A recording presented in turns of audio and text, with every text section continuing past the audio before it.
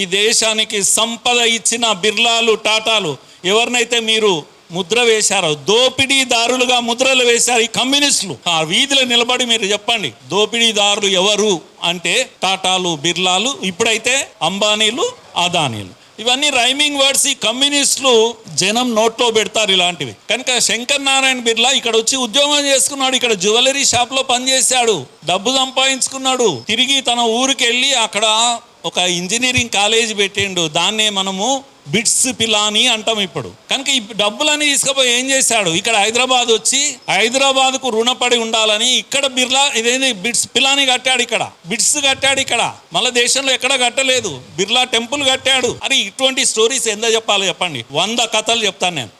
ఈ రాష్ట్రము, ఈ హైదరాబాదు ఈ రోజు కాదు నిర్మాణం అయింది, 100 ఏళ్లుగా నిర్మాణం అవుతూ ఉంది. దీంట్లో అందరి భాగస్వామ్యం ఉంది. హైదరాబాద్ కల్చర్ను దెబ్బతీస్తామంటే ఊరుకునేది లేదు.